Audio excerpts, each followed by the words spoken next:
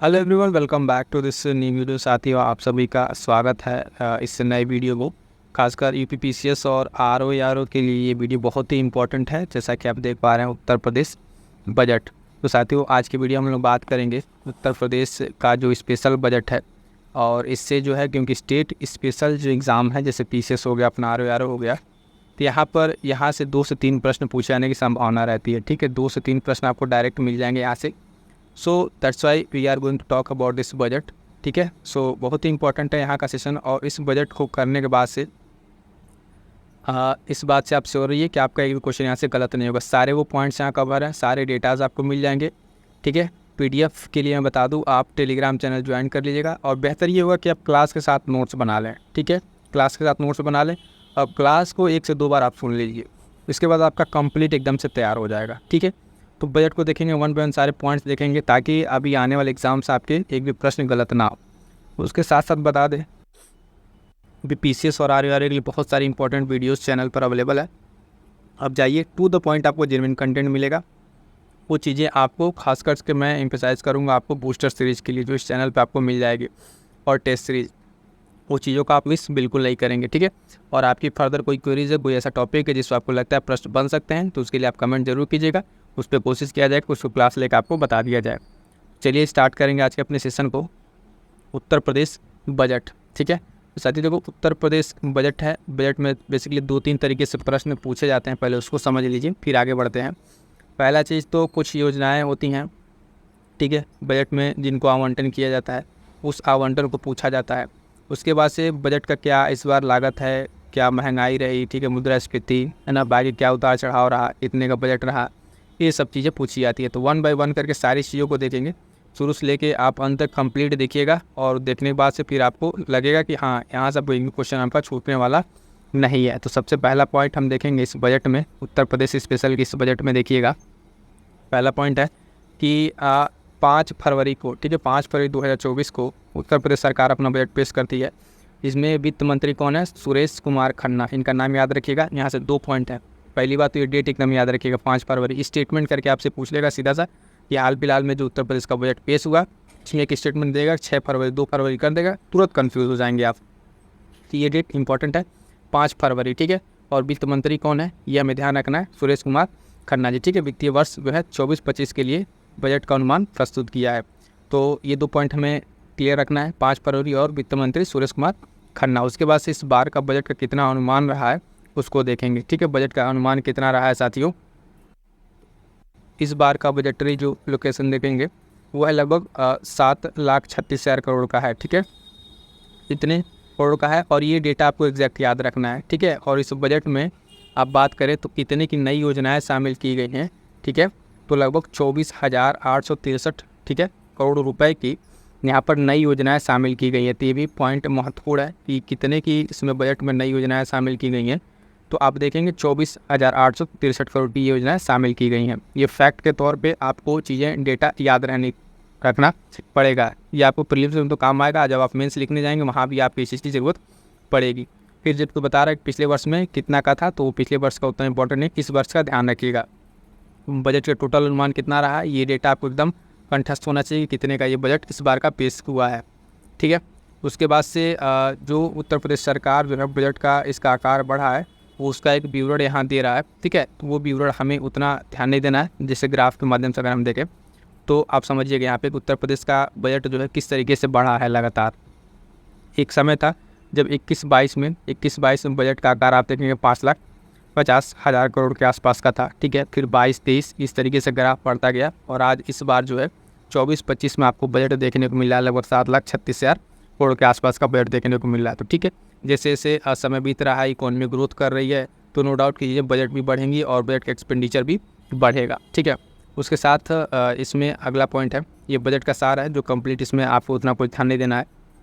ठीक है, ये एक आंकड़ा है। ठीक है, आप चाहे तो बाद में इसको रीड कर लीजिएगा, लेकिन ये उतना इंपॉर्टेंट नहीं है। जहाँ से प्रश्न बनेंगे वो चीज़ मैं आपको अब फिर बताता हूँ। देखिएगा, इस बजट का जो मेन थीम था वो क्या क्या था, और जो स्टेट बजट है उसमें पैसा कहाँ से आता है, कहाँ जाता है। हालांकि इस पे जो है सेंट्रल लेवल का जब बजट आता है, केंद्रीय बजट हम बात करें, तो उसमें पूछता है कि पैसे का प्रवाह किस तरीके से कहाँ होता है, पैसा कहाँ से आता है, कहाँ जाता है। तो ये स्टेट बजट है तो बहुत ज़्यादा नहीं, लेकिन एक तो पॉइंट याद रखिए सबसे ज़्यादा कहाँ पर है और सबसे कम कहाँ पर इसमें पैसा आ रहा है और कहाँ जा रहा है। ठीक है,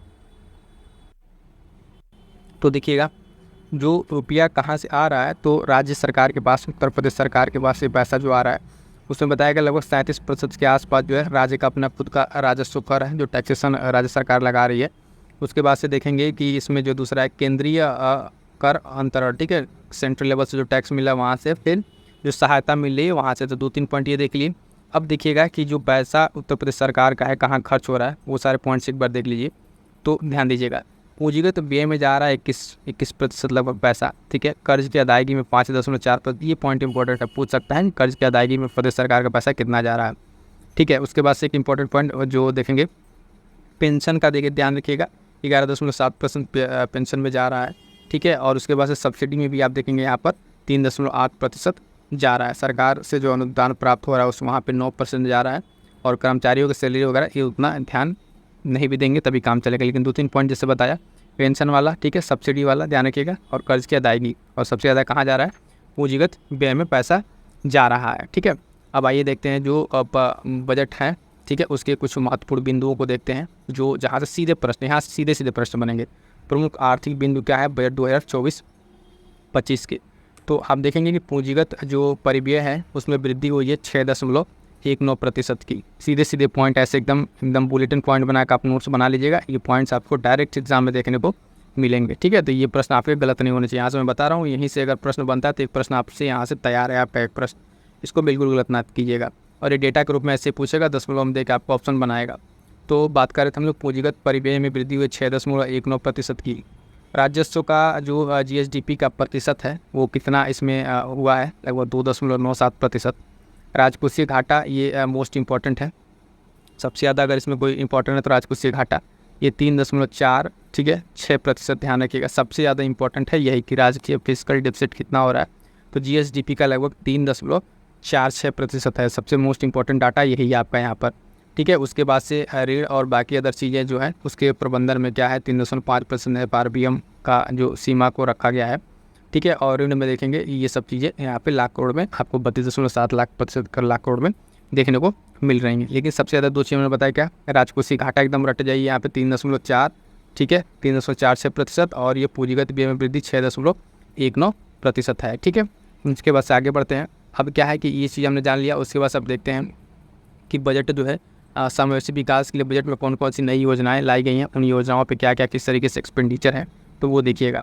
1 बाय 1 करके सारे पॉइंट्स आपको बजट के क्लियर हो जाएंगे। यकीन मानिए इसको क्लास को करने के बाद से आपका बजट का एक भी क्वेश्चन गलत नहीं होने वाला है। इस चीज़ का आप भरोसा बनाए रखिए और पूरी क्लास को अच्छे से कीजिए। नोट्स ज़रूर आपका बना लीजिएगा, शॉर्ट नोट्स बना लीजिए, ना हो तो इसी PDF को लेकर आप टेलीग्राम से पढ़ लीजिएगा। बट बेहतर मैं यही कहूँगा कि बेहतर आपके लिए होगा कि जो आप नोट्स बना के पढ़ेंगे वो आपके लिए बहुत बेहतर होगा। ठीक है, तो एक योजना है युवा रोजगार सृजन और महिला सशक्तिकरण। इसमें क्या है, तो इस फील्ड में अगर हम देखें तो मुख्यमंत्री युवा उद्यमी विकास अभियान है, घरेलू विदेशों में रोजगार के अवसरों के लिए युवाओं को क्षमता का निर्माण करना, ये सब सारी चीज़ें हैं। ठीक, उसके बाद और 2-3 पॉइंट इसमें क्या है कि देखेंगे राष्ट्रीय फैशन प्रौद्योगिकी संस्थान की स्थापना, ठीक, 2 मेगा सरकारी ITI की स्थापना है ना, और 69 ITI का उन्नयन। ठीक है, ये सब चीज़ें हो रही हैं।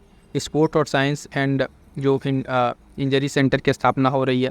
यहाँ पे जो पैसा आपका खर्च हो रहा है बजट का, ये सब चीज़ें बताई जा रही हैं स्पोर्ट साइंस वाले में। ठीक है, कन्या सुमंगला योजना के अंतर्गत ये जो राशि थी 15,000 रुपये से बढ़ाकर 25,000 रुपये कर दी गई है। क्या कर दी गई है, 15,000 रुपये से बढ़ाकर 25,000 रुपये कर दी गई। अब देखिएगा ये इतना इंपॉर्टेंट पॉइंट है ना, यहाँ पे क्वेश्चन आपका सीधे सीधे बनेगा। ठीक है, योजना से था, मैंने आपसे कहा ना बजटरी एलोकेशन से। अभी आपको इस पे संबंधित मैं आपको प्रश्न दिखाता हूँ किस तरीके से यही स्टेटमेंट बनेगा। डायरेक्ट क्वेश्चन पूछा है कि आप देखेंगे कि मुख्यमंत्री कन्या सुमंगला योजना, अब इसकी योजना राशि बढ़ी है 15,000 से कितना 25,000। तो ये आपको ध्यान रखना है, 15 से 25,000 बढ़ा कितना है, लगभग 10,000 का। अब इसके बारे में, इस योजना के बारे में आपको पढ़ना पड़ेगा कि कन्या सुमंगला योजना है वो क्या है।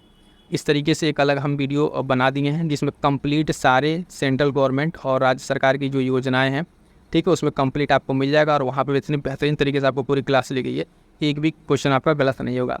ठीक है, तो क्लास जरूर कर लीजिएगा। यहाँ पहले हम आपको दिखाएंगे यहाँ से जो क्वेश्चन बनेगा कैसे फ्रेम होगा, ये क्वेश्चन मैं आपको दिखाता हूँ। देखिएगा यहाँ से, देखिए समझिए, मुख्यमंत्री कन्या सुमंगला योजना के संदर्भ में निम्नलिखित तत्वों पर विचार कीजिए। अब देखिए इसी तरीके से प्रश्न आपका डायरेक्ट पूछेगा। इसे अगस्त 2017 में प्रारंभ किया गया था। अब मैंने कहा ना कि इसके बारे में आपको जानना ज़रूरी है। अब ये जो यहाँ पे प्रश्न है, आप इसका आंसर कैसे करते हैं, ठीक है, ये आपको ध्यान रखना पड़ेगा। क्या करना पड़ेगा? ध्यान रखना पड़ेगा। उसके बाद क्या लग रहा है स्टेटमेंट, इसके तहत लाभार्थियों के लिए जो लाभार्थी हैं अप्रैल 24 से लेके जो यहाँ पे अनुदान 25,000 रुपये हो गया। तो यही अभी हमें पॉइंट आपको समझा रहे थे। क्या हुआ? ये 15,000 से बढ़कर कितना हो गया? 25,000।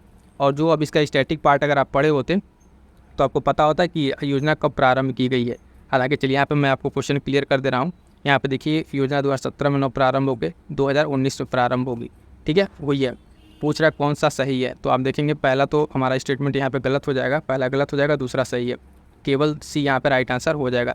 इसी तरीके से अब आयोग आपको क्वेश्चन निकाल के देगा, ठीक है, चाहे बजट हो, योजना हो, इसी तरीके से क्वेश्चन बनेंगे। तो ये चीज़ मैं आपको जो समझाने का प्रयास कर रहा हूँ, शायद आपको चीज़ आपको समझ में आ गई होगी कि जो हम पॉइंट पढ़ रहे हैं वो कितना रिलेवेंट है, किस तरीके से परीक्षा में पूछेगा, तो इसी तरीके से स्टूडेंट पूछेगा। जो चीज़ बजट में मेंशन हो गई है उसका हिस्ट्री भी जाकर आपको पढ़ना पड़ेगा, योजना कब स्टार्ट हुई है, क्या इसके पहले के प्रावधान थे, क्योंकि चीज़ ध्यान रखना होगा, ठीक है। आई होप तो ये क्वेश्चन आपको समझ में आ गया होगा। वापस चलते हैं अपने पॉइंट पे, ठीक है। चलिए नेक्स्ट देखते हैं कि उसके बाद ये समझ में आ गया, वरिष्ठ नागरिक कल्याण के लिए कोष का गठन किया गया है, तो ये पॉइंट ध्यान रखिएगा। अब बात करते हैं अवसंरचना और औद्योगिक विकास में लेके क्या चीज़ें यहाँ पे की गई हैं, वो चीज़ ध्यान रखना है। तो देखेंगे अवसंरचनात्मक विकास और औद्योगिकरण के लिए पहला पॉइंट मोस्ट इंपॉर्टेंट है, ये प्रश्न आ रहा है। बुंदेलखंड औद्योगिक विकास प्राधिकरण का गठन किया गया है, जिस तरीके से गीडा है गोरखपुर विकास प्राधिकरण, ठीक है, यमुना विकास प्राधिकरण, इस तरीके से अलग अलग विकास प्राधिकरण है, नोएडा ग्रेटर नोएडा प्राधिकरण, उसी तरीके से एक औद्योगिक विकास के लिए बनाया जा रहा है बुंदेलखंड में, ठीक है, बीटा करके, ठीक है। तो इसका गठन हो रहा है, ये बहुत ही इंपॉर्टेंट है। अगला पॉइंट है फॉर्च्यून जो है 500 कंपनियों के लिए FDI जो है नीति 2023 लागू किया जा रहा है। उसके साथ साथ देखेंगे अगला पॉइंट कि सरकार क्या क्या कर रही है, ठीक। तो इसमें सेमीकंडक्टर नीति 2023 लागू हो रही है, सेमीकंडक्टर नीति 2023 लागू हो रही है। उसके साथ साथ आगरा लखनऊ एक्सप्रेसवे और पूर्वांचल एक्सप्रेसवे से जोड़ने के लिए 60 किलोमीटर का नया लिंक एक्सप्रेसवे बनाया जा रहा है। फिर से यहाँ से क्वेश्चन आपको सीधे सीधे क्वेश्चन बनेगा। अब मैं आपको क्यों चीज़ समझा रहा हूँ, देखिएगा कि जब आप पढ़िए तो वहाँ से तुरंत आपका दिमाग क्लिक करना चाहिए कि अभी हमने पॉइंट पढ़ा है तो यहाँ से क्वेश्चन कैसे बनेगा। जिस एग्ज़ाम को देने जा रहा है उस एग्ज़ाम्स को रिलेट करके समझिए। तो आगरा लखनऊ एक्सप्रेसवे के लिए पूर्वांचल जो एक्सप्रेस है उसको जोड़ने के लिए 60 किलोमीटर का, ये याद रखिए कितने किलोमीटर का, 60 किलोमीटर का नया लिंक एक्सप्रेसवे बन रहा है, यहाँ से प्रश्न बनेगा। और यकीन मानिए पेपर होने के बाद से मैं आपको फिर से पेपर एनालिसिस यहाँ कराऊंगा, तो आप देखिएगा सीधे सीधे सिर्फ इसी चैनल के जो कुछ सिलेक्टेड क्लास हैं वहाँ से आपको सीधे सीधे 20 से 25 से भी ज़्यादा प्रश्न देखने की संभावना है, और प्रश्न आपको मिलेंगे ही मिलेंगे। पेपर होने दीजिए, जो लोग लगातार जुड़े हुए हैं वो चीज़ों को समझ रहे हैं किस तरीके से उनका इम्प्रूवमेंट हो रहा है, इसी तरीके से आप लगातार जुड़े रहिए और अपनी पढ़ाई को जारी रखिएगा। आगे देखते हैं कि नगरीय क्षेत्रों में स्टार्ट जो है स्टाम्प वाटर ड्रेनेज कार्यक्रम को उसके लिए बजट दिया गया है। उसके बाद से अनुसंधान और उसके बाद से नवाचार के लिए यहाँ पर देखेंगे क्या क्या किया गया। सरकारी विभागों में AI और ML और अत्यधिक जो न्यू नवाचार हैं उनको उपयोग में लाया जाए, जैसे AI सेंटर की उत्कृष्टता की स्थापना की, जो धीरे धीरे चीज़ें आगे बढ़ रही हैं उसको और बढ़ाया जाए, उसमें AI को लाया जाए, इस तरह की चीज़ें इसमें लाई जा रही है। $1 ट्रिलियन लक्ष्य की प्राप्ति, कितना, $1 ट्रिलियन लक्ष्य प्राप्ति हेतु राज्य सरकार क्या कर रही है, सांख्यिकी प्रणालियों का सुदृढ़ीकरण कर रही है, ऑनलाइन डेटा स्टोरेज कर रही है, क्लाउड स्टोरेज करके स्थापना कर रही है। अब ये पॉइंट आप सीधे सीधे जब आंसर राइटिंग करते थे, जब मैं इसके पहले क्लास लेता था आंसर राइटिंग की, वो क्लास भी आपकी स्टार्ट होगी, तो वहाँ पे देखेंगे कि ये $1 ट्रिलियन लक्ष्य आप सीधे सीधे कोट करेंगे। ये कंक्लूजन जब आप आंसर लिखते हैं तो वहाँ पे आपको ये काम आएगा कि उत्तर प्रदेश सरकार जो है पेपर 5-6 में आप जब लिखेंगे तो वहाँ बताएंगे $1 ट्रिलियन का लक्ष्य रखा गया है और उसके लिए सरकार क्या क्या प्रयास करी है, प्रयास आप वहाँ पे देंगे तो आपके आंसर की गुणवत्ता ऑटोमेटिक बढ़ जाएगी। इस तरीके से आपको चीज़ें समझ के करनी है। IIT कानपुर में 500 बिस्तर के सुपर स्पेशलिटी अस्पताल, स्कूल और मेडिकल कॉलेज और टेक्नोलॉजी की स्थापना की जा रही है। अब ये प्रश्न याद रखिएगा, 500 बिस्तर वाला कहाँ बन रहा है, IIT कानपुर में। कहाँ पे? IIT कानपुर में, ध्यान रखिएगा, सीधे सीधे प्रश्न बनेगा तो IIT कानपुर में 500 बिस्तर वाला ध्यान रखेंगे। टू द पॉइंट है, सारी चीज़ें आपको एकदम से क्लियर हो जाएंगी। अगला पॉइंट आइए देखिए, पर्यटन से संबंधित है, पर्यटन और संस्कृति। इसमें क्या कहा गया है कि इसमें बताया गया है कि अयोध्या, काशी, ठीक है, मथुरा, वृंदावन, नैमिषारण्य सब क्या है, जो पर्यटन का स्थल है और धार्मिक सांस्कृतिक विरासत है, खासकर उत्तर प्रदेश की। विंध्यावासिनी धाम, देवीपाटन, नाथ कॉरिडोर जो बरेली में है, इस पर थीम आधारित सुविधाओं का विकास किया जाएगा, ठीक है। तो और उसके बाद से प्रयागराज में कुंभ संग्रहालय की स्थापना, मोस्ट इंपॉर्टेंट लगाइए, प्रयागराज में कुंभ संग्रहालय की स्थापना। सीधे सीधे प्रश्न बनेगा कि प्रयागराज में कुंभ संग्रहालय की स्थापना, ठीक है, यहाँ से प्रश्न बनेगा। उसके बाद से आप देखेंगे कृषि और संबंधित क्षेत्र में, कृषि और संबंधित क्षेत्र में मुख्यमंत्री खेत सुरक्षा योजना, राज्य विकास योजना, ये सब सारे पॉइंट्स। उसके बाद से आते हैं अन्य क्या क्या पॉइंट्स हैं, यहाँ पे क्या क्या चीज़ें बताई गई हैं वो देखिएगा। निजी ट्यूबवेल के लिए बिजली दरों में 100% सब्सिडी दी जा रही है, मोस्ट इंपॉर्टेंट लगाइए। निजी ट्यूबवेल के लिए सरकार क्या कर रही है, बिजली की दरों में 100% सब्सिडी दे रही है। गन्ने के राज्य परामर्श शुल्क में जो मूल्य है उसमें 20 रुपये प्रति क्विंटल की बढ़ोतरी की गई। ये पॉइंट याद रखिएगा, 20 रुपये प्रति क्विंटल। सीधे सीधे ऑप्शन देकर पूछेगा या स्टेटमेंट बनाकर पूछेगा आपसे। अगला पॉइंट है मुख्यमंत्री लघु सिंचाई योजना, ऑर्गेनिक कल्चर लैब, ठीक है, टिश्यू लैब, ये सब चीज़ें स्थापित की जा रही हैं। उसके बाद से वित्तीय संकेतक में देखेंगे कि किस तरीके से महामारी के बाद निरंतर 14% से अधिक का आर्थिक विकास यहाँ पे लक्ष्य को हासिल किया गया है, ठीक है, ये सब सारी चीज़ें यहाँ पर है। और यहाँ पर आइए कुछ बजट का जो अनुमान है उस पर क्या क्या कैसे कैसे खर्च होगा। प्रमुख आर्थिक बिंदु बजट जो 24-25 है, हमने बताया 7.3 लाख करोड़ का बजट है। और 2023-24 सापेक्ष कितनी वृद्धि हुई, ये वृद्धि इंपॉर्टेंट है, ध्यान रखिएगा। जैसे अभी हम लोग 24-25 का बजट पढ़ रहा है, कंपेरेटिवली कई बार पूछ लेता है कि 23-24 के सापेक्ष इसमें कितनी वृद्धि हुई है, तो 6.7% की वृद्धि हुई है इस बार के बजट में। हमने ग्राफ से भी स्टार्टिंग में आपको ये चीज़ बताया था। और इसमें किस तरीके से खर्च हो रहे हैं ये खर्च देखिएगा, ठीक है। राजस्व व्यय में देख लिया 5.33 लाख करोड़ का खर्च है। पूंजीगत व्यय में 2.04 का, ठीक है, पूंजीगत परिव्यय इतना है। और प्राप्तियाँ कहाँ से कितने कितने की हैं तो वो देखिएगा। कुल प्राप्तियाँ यहाँ पे 7.21 लाख करोड़ की हैं।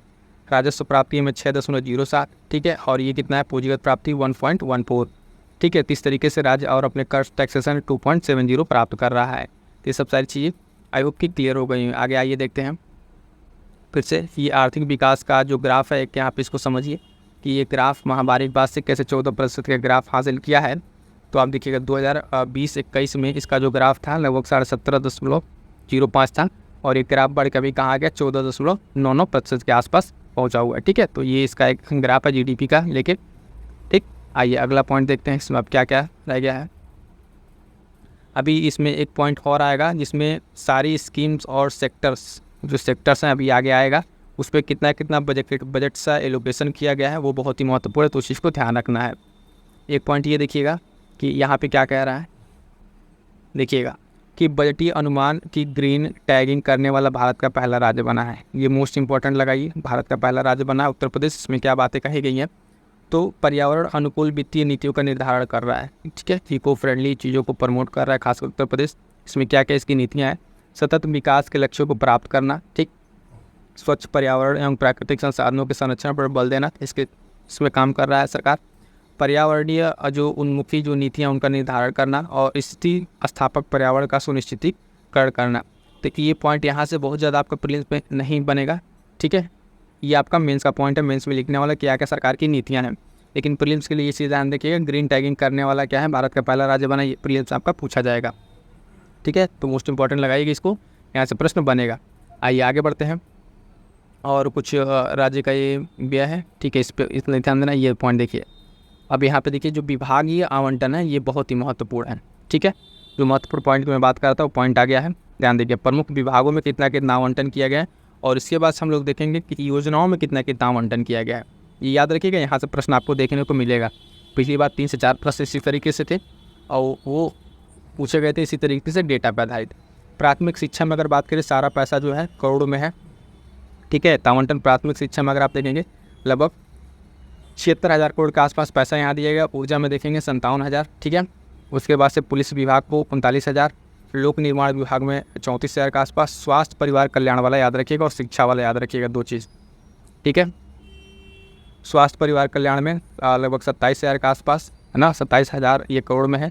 नगर विकास ग्रामीण विकास देख लीजिए, नमामि गंगे वाला ध्यान दीजिएगा, ये पॉइंट देखिएगा, नमामि गंगे और जल पूर्ति वाले में 25,000, ठीक है, 110 करोड़, ये मोस्ट इंपॉर्टेंट है नमामि गंगे वाला, इसमें याद रखिएगा, ठीक है। और ये क्या है इसमें ध्यान रखना, प्राथमिक शिक्षा वाला याद रखना, प्राथमिक शिक्षा वाला बी डिपार्टमेंट याद रखना, 2 ठीक। पंचायती राज वाला देख लीजिए कितना पूछा, 21,000 का आसपास दिया हुआ है। भारी उद्योग और मध्यम एमएसएमई के लिए 21,000 के आसपास। अब यहाँ से इसमें पूरा देखिए, हमने पूरा आपको यहाँ पे करा दिया। इसमें महत्वपूर्ण कौन कौन सा है, प्राथमिक शिक्षा, ठीक है, प्राथमिक शिक्षा देखिएगा, और ऊर्जा वाला देख लीजिएगा, 2 पॉइंट ये, और यहाँ पे एक याद ध्यान रखिएगा नमामि गंगे वाला, क्योंकि सारा फैक्ट याद नहीं हो सकता, बट ये 2-3 ध्यान रखिएगा। आइए आगे देखते हैं अब क्या प्रमुख योजनाओं के लिए क्या क्या आवंटन है। तो प्रमुख योजनाओं में जो आवंटन है ये भी करोड़ में यहाँ पर है। सर्व शिक्षा अभियान के लिए लगभग 31,310 करोड़। राष्ट्र जो जल जीवन मिशन है उसके लिए आप देखेंगे 22,000 करोड़। ये स्टेट फॉरवर्ड है, मतलब सीधा सीधा है 22,000। ये पॉइंट ध्यान रखिएगा, पूछा जा सकता है ये वाला। और इसमें कौन कौन सी योजनाएं हैं देखिएगा। राष्ट्रीय ग्रामीण आजीविका मिशन के लिए लगभग 3695, ठीक है। PM आवास ग्रामीण और भारत स्वच्छ मिशन ग्रामीण, इन सब के लिए 24, के लिए 48। ये ध्यान रखिएगा सफाई वाला, ठीक है। स्वच्छ भारत मिशन के लिए उत्तर प्रदेश सरकार इसमें कितना कंट्रीब्यूट कर रही है, लगभग 4800 करोड़ के आसपास है, ठीक है। 4,867 करोड़, ठीक। उसके बाद से पेंशन हो गया, मनरेगा हो गया, सड़क वाला, ठीक। मनरेगा के ध्यान दीजिएगा ये वाला पॉइंट, ठीक है। पेंशन छोड़िए, यहाँ पे मनरेगा देखिए लगभग 5,000 के आसपास है यहाँ पे। PM ग्राम सड़क योजना है, ठीक। आवास सारी योजना, ठीक है। अमृत 2.2, ये ध्यान रखिएगा, अमृत 2.2। अमृत 2.2 में देखेंगे 45, ठीक है, 100 करोड़ के आसपास है। अब देखिएगा पूरा में हमने फिर से आपको बता दिया। इंपॉर्टेंट आपको कौन कौन सा देखना है, तो यहाँ पे देखिएगा सर्व शिक्षा अभियान जल वाला 2 यहाँ बताया, ठीक है। और आपका एक ये था मनरेगा वाला, ठीक है। मनरेगा के बाद आप एक ध्यान रखेंगे कौन सा, जो आपको एकदम एग्जैक्ट याद रखना है, अमृत वाला, अमृत 2.2 4500 करोड़ के आसपास, ठीक। ये सारी पॉइंट्स क्लियर हैं। अब भाई एक पॉइंट यहाँ पे क्या है कि बजट में नई पहल जो ग्रीन बजट है, 26वां राष्ट्रीय संयुक्त जलवायु परिवर्तन जो शिखर सम्मेलन हुआ ग्लासगो में, प्रधानमंत्री द्वारा पंचामृत कार्यकलाप के लिए जो प्रतिबद्धता बताई गई उसके लिए उत्तर प्रदेश सरकार काम कर रही है ग्रीन बजट के माध्यम से, ठीक है। तो ये चीज़ आई होप कि आपको समझ में आया, क्लियर हो गई। अब यहाँ पे देखेंगे कुछ सामाजिक क्षेत्र में क्या क्या चीज़ें की गई हैं, उत्तर प्रदेश किसमें आगे है। तो प्राथमिकता वाले क्षेत्र में सामाजिक में क्या क्या उत्तर प्रदेश सरकार जो है लाभार्थियों को लाभ पहुँचाने के लिए योजनाओं का सफल क्रियान्वयन कर रही है। उसके साथ ही प्रथम स्थान किसमें हासिल की है, ये मोस्ट इंपॉर्टेंट है, एकदम मोस्ट इंपॉर्टेंट लगा लीजिए, प्रश्न यहाँ से बनेगा। भारत में प्रथम स्थान किस चीज़ में भारत में प्रथम स्थान आया है, खासकर यूपी का। उत्तर प्रदेश किस वजह से पहला है, तो प्रधानमंत्री मुद्रा योजना इसमें पहला स्थान है। प्रधानमंत्री जनधन योजना में उत्तर प्रदेश का पहला स्थान है।